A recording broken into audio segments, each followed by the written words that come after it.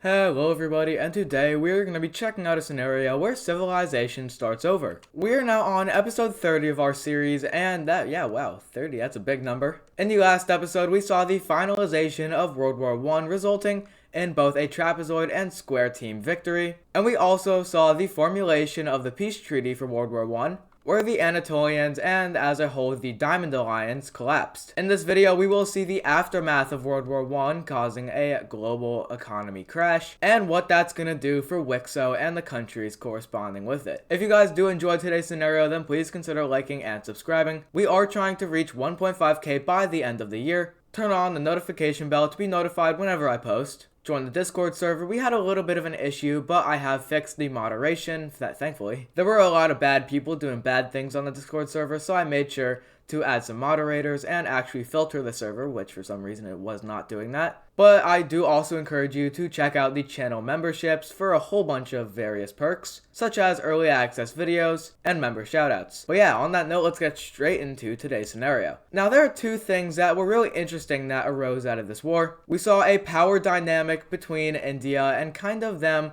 like undermining all of their neighbors, and the, fall of Anatolia. Now, to this point, it is pretty, vital to state that India is the top economy in the world, but that was followed by the Brown team. And with the Brown team being the second strongest economy in the entire world, that's going to cause the economy to crash. So basically, it's going to be this timeline's version of the Great Depression, but, it's not going to be as bad as it was in the real world. Because in the real world, you had, like, stock markets and entire, like, economies in the real world crashing. That's not really going to be happening as majorly in this series. And of course, it's still going to require action taken by these countries and like how they handle the economy crashing. But I'm just saying that it is going to be a different handling of how it worked in real life. For example, this Croatian country, their economy crashed. And it is pretty interesting because their main exporter was actually in Iberia, but their second biggest exporter was to the Brown team. And obviously the Brown team does not exist, so you have just lost one of your biggest trading partners. So yeah, they're gonna collapse a little bit. They have something known as a rebellion in the south of their country, and if you're a country, it is not advisable to have one of these. Maybe some people want it, but those people are a little bit weird because then your country collapses. But yeah, these guys are having a large portion of their population rise up. Now, this is kind of in correspondence with communism. The capitalist government is not working, so you're going to try and take it into your own hands. The shared state, all of that. Like, this is ours, not theirs, it's ours. And that's kind of what these guys are going to be pursuing as they are going to take grasp of the entire farmable areas of the country. And eventually this is going to encompass the entire country, eliminating the Croat government. And I'm like debating whether to keep it as the red or the blue. I think no, we're going to keep it as the red. But this is going to cause for an ideology shift inside of Croatia. Of course, with the new government being in place, now the constitution and the monarchy has basically no meaning. And they're going to institutionalize a communist type alliance that causes them to be very united. Now, there is a question of whether they should stay inside of the Circle Alliance because, of course, they're still a member of the Circle Alliance in terms of military, but their economy is no longer like interchangeable between the Italian states and Iberia. So it is hindering a little bit on the Circle Alliance, which I think I should start coming up with names for these guys. So how about I do that? The Square Alliance at this point has just become like Eastern Europe, but I'm not really going to be calling them that. The Square Alliance. The Circle Alliance could be like the Mediterranean Order. I feel like that'd be pretty cool.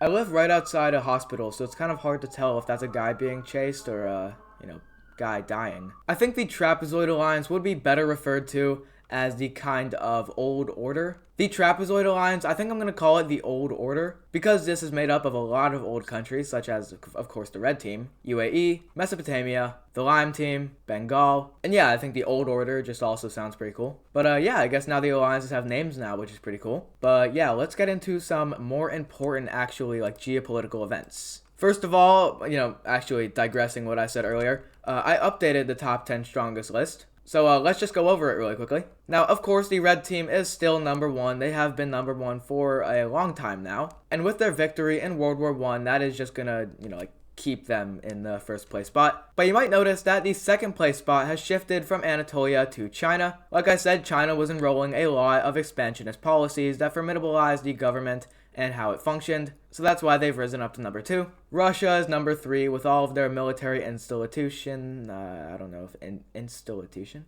With all of their military stuff, it is pretty evident that they are going to be a very strong military power, with their influence expanding all the way down here, and this is a lot of territory if you didn't know. But yep, Russia, number 3, very glorious. Number 4 is Iberia, not much to say there. They are a very old and powerful country. Number 5 is the Benelux country. Number 6 is Western Arabia, actually jumping up from number 11, which they were, I think, like 7 episodes ago. Now going to number 7, which is in Burma. Old, historical, powerful, relation to the strongest country. Makes sense why they're number 7. Jumping over here to France, we see they are number 8 with all of their colonial assets around the entire world. Number 9, surprisingly enough, is actually Romania with their dominant influence over here in Eastern Europe. They have been a formidable ally with Russia for a while as well, so their military program is definitely going to be pretty advanced. And number 10 is the Blue Team Empire, kind of like colonial thing. They're doing stuff over here, and that's still funding their economy, which, subsequently funds your military. Alright, and now, I promise, now we can get in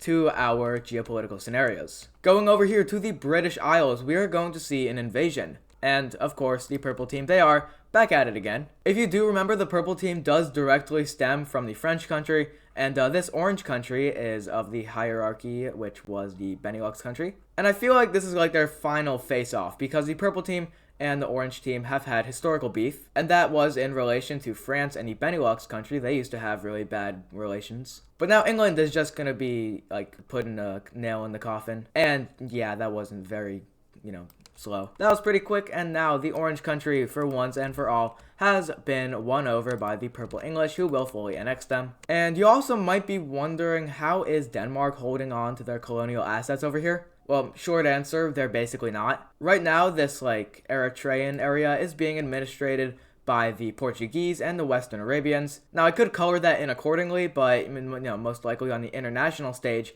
it would remain under Danish influence, because that would probably give the Iberians or Western Arabia a lot of power. So it's kind of better to keep it to Denmark. It's kind of like the Belgium-Congo situation where they couldn't really decide. So yeah, that's kind of like their solution. So Denmark, they get to keep this. But now we're actually going to be going to the religion layer, which I have recently updated, so I'm going to be going over that. Going over here to the eastern areas of North America, of course, the French and the Benelux have exerted their influence with their religion, but a couple of offshoots have presented themselves, specifically over here in the colony of the Northern Iberian colony and the Portuguese. They made their own stem religion that stemmed from the Lime religion, but then you have this sort of Danish Eastern European religion, which is this one if you didn't know. Of course, Denmark and Norway are the ones that colonize these areas, so there is going to be their religion, which subsequently is the Light Lime Team religion. China has their religion over here. There was a stem offshoot of it going here into Sakhalin, and I don't know why this is not that color, but there we go. But of course, this orange religion has also made its way into California, both into South America as well. And like I said earlier in the series, the Hokkaidoians, they have their own religion, and that's over here in Alaska. And over here in Africa, it is pretty interesting because, of course, you have the Iberian religion over here with Madagascar as well, but then you have this sort of native African religion that was developed by the march down south that happened a while back. That is the purple religion that we see here. And then you have this dark green religion encompassing most of northeastern Africa, which has some interesting things going on here, which will probably become important later in the series. And then you have this, which is just kind of like Western Africa, which stemmed over here from these guys.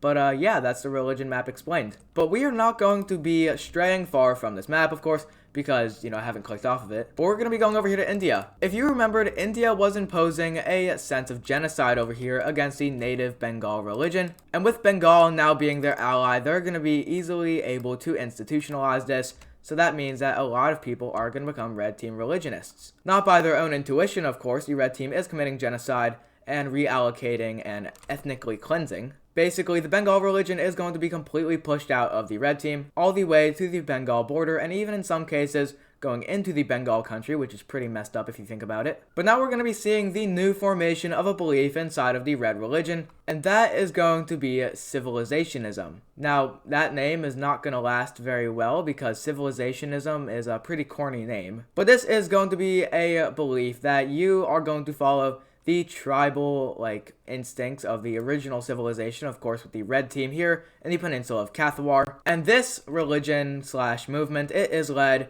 by Arjan Kathawar. If you don't know who Arjan Kathawar is, it is a whole bunch of lore. You can watch the beginnings of episode 27 and 28 to hear about that. It's everything with the Forgotten Codex and stuff like that. But this belief is going to be adopted in a lot of areas, specifically around the major population over here in the west of India. And around the populated areas and scattered about, this brand new belief led by Arjan Kathwar is going to be, institutionalized over here in the western areas of the Red Team. But it is a new sort of belief that is spreading very quickly, where you follow the old ways of civilization. And if you remember, the House of Mercialand, which developed the Forgotten Codex, that is going to be the holy scripture of this brand new religion / belief. I think it's more of a belief than a religion. But these guys are going to be following the Forgotten Codex, which has been theorized to be able to actually decipher the ways to end war. And if you remember from the lore that we saw at the beginning of episode 28, you will know that Arjan Kathwar is the only person in the entire world that can decipher this script. Of course, people over here are devastated by war due to history and historical conflicts, and that is going to show evident as Arjan Kathwar is going to kind of tease the people a little bit. Arjan Kathwar is going to be like, hey, if you follow my belief and you fall under my influence and maybe give me a little bit of money, I will teach you how to end war. Of course, Arjan is actually capable of reading the scripture. He is knowledgeable on the way to end war. It is just now a whole bunch of people have sprung up offering to follow him, and that's what we see the dark red religion symbolizing. So, yeah, a little bit of a lore dump. This is kind of like the original belief, I guess you could say. But then something is going to happen with the Red Team. The Red Team's leader is going to rise up in the capital, and he is going to make a big speech. They're going to talk about the country's greatness through the trials and tribulations that history has presented, and he is going to state that the Red Team will continue to thrive throughout the rest of humanities. And as soon as the word humanity slips from his lips, he is going to be shot in the side of the head, aka assassinated. The presidential guard is going to hurry and try and get him to safety. Of course, they are going to get him to safety, but sadly, it was right in the brain, and if you know anything about being shot in the brain, it's pretty fatal. So the Red Team's leader is going to die, and this is a very sad occasion, of course, with their recent victories in World War I. This is going to bring down their patriotism just a little bit, and there is going to be a countrywide funeral led for the Red Team ruler, but one politician that worked very closely with this leader is going to subside his calendar and not show up to the Red Team leader's funeral. This is very frowned upon, not showing your respects, but it is for a good reason. The man that did not show up to his funeral was Arjan Kathwar. And Arjan Kathwar is eventually going to rise up the political ranks, and he is going to take hold, and he is going to become the leader of the Red Team. Arjan Kathwar has suited his position of dictator inside of the dictatorial oligarchy, and he's going to do some pretty bad things. If you didn't know before, it was made up of 5 oligarchs with a supreme ruler, and this supreme ruler is now Arjan Kathwar. But now he has extremely limited the people's representation, as now there are only 3 oligarchs inside of the Red Team under Arjan's rule. This is going to make his power a lot more evident, and Arjan Kathwar becomes the official dictator of the Red Team, of course with some oligarchs representing him. So of course this is going to stay a dictatorial oligarchy, but it is sort of leaning now to this dictator ideology. And Arjan Kathwar is going to do a little bit of an interesting thing. He is going to leave the Trapezoid Alliance. Now, this is very strange because, of course, the Red Team was the founder of the Trapezoid Alliance, and now Arjan Kathwar has just retracted from it. Of course, Arjan was not in office or was even born when the Trapezoid Alliance was formed, but he does not believe in an ideology where diplomacy is used. Instead, he believes in an ideology where the civilism, I guess I'll call it, this dark red religion should be everywhere, in which he means that this should probably, according to him, look a little something like that, with civilism spreading throughout the entire world. This is Arjan's wet dream. But first, he has to grab the entirety of the people's support, and he is going to do that with religious persecution. And that's the entire reason we saw the Bengal genocide happening. This is because Arjan Kathwar knew he would rise up the ranks and become the leader. Arjan Kathwar was responsible for the institutionalization of genocide here in Bengal, causing the deaths of millions and frightening the entire world. But of course, in episode 28 and 29, I stated that Burma, South China, North and South Bengal were looking for a way to abandon the Red Team. But in a sort of sense, the Red Team has abandoned them first. So they will be leaving the Trapezoid Alliance with a lack of a body figure, and they're going to be forming a brand new alliance. This is going to be known as the Triangle Alliance. The Triangle Alliance will be shared between Burma, South China, North Bengal, And that's it. Now you might be wondering, why is South Bengal not joining this brand new alliance? Well, it is because they are still sort of under the thumb with the genocidal acts committed against their people. And of course now the ties between them and the red team have been cut, but there is still sort of a thing that is happening between these guys. They are still subconsciously being controlled by the red team. But the Triangle Alliance has now emerged over here in Southeastern Asia. And now the Trapezoid Alliance has been led over here to the Middle East, in which we will see it gaining a brand new member. And if you didn't guess already, that brand new member is going to be Western Arabia. The Western Arabians have been waiting for a very long time to institutionalize themselves in a military alliance, and they have done that with themselves here in the Middle East. They're doing this because they want to unite the people, and of course unite them they have, not under a country, but under military protocol and protection. So now the Trapezoid Alliance has just split with the original Triangle Alliance and the new Trapezoid Alliance, because obviously the old Trapezoid Alliance was led by the red team and the red team is no longer controlling it. So this is sort of a new rebirth type of Trapezoid Alliance, and no countries are going to join it as of now with the brand new Western Arabian institutionalization, because a couple of countries are a little bit suspicious. Most of the countries being suspicious are over here with Canaan and Egypt, and over here in Anatolia. Now, if you're new to the series, then go watch episode 1. But if you're not new and you just don't know why I called these guys Egypt, they originated in Egypt, but now they're kind of like Jeddah, so I guess Jeddah is not really liking this. But yeah, a whole lot of alliance stuff has happened, which, that's what I want to do. And this is all going to lead up to a World War II scenario. I know World War I just happened and the world is kind of reeling in from an economic collapse, but in real life there was only 18 years between World War I and World War II, being between the 1910s and the 1930s. That's not that long. Of course, in comparison to this, the timeline is of course going to be different, and there are a couple of things that are going to happen, of course, with the new alliances over here, with the new Trapezoid Alliance and the Triangle Alliance. With all of these events and sort of polarization, this is going to stir the entire world, and this is definitely something that is going to linger with WICSO on the horizon of WICSO. But we will be having one more event, and I am sorry that this video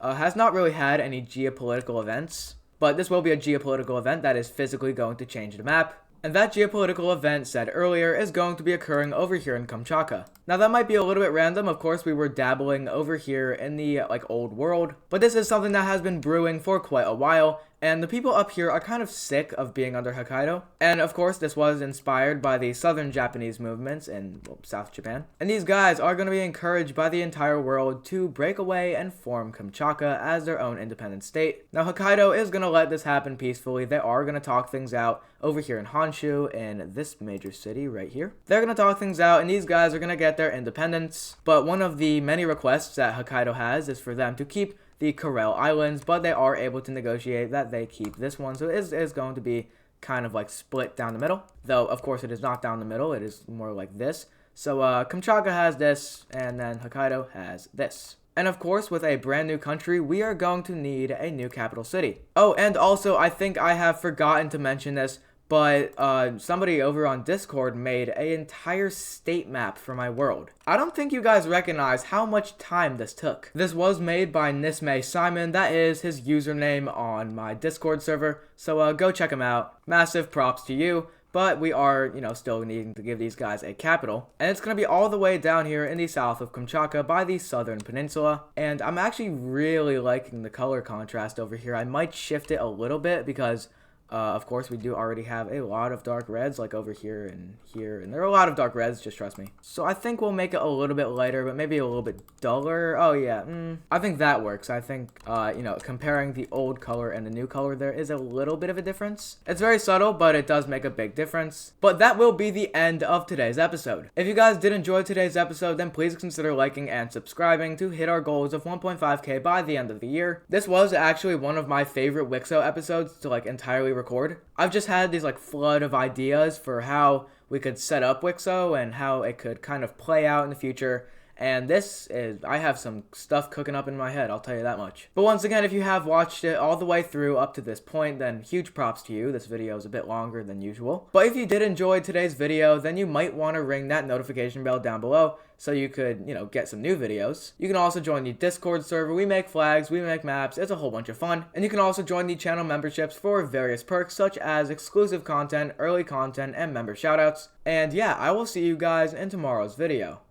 And of course, thank you to the channel members. This includes Rome WICSO, Swifty Mapping, BFDIA Channel Y, The Official Geomapper, and Upgraded Bro. Once again, thank you guys for being in the channel membership.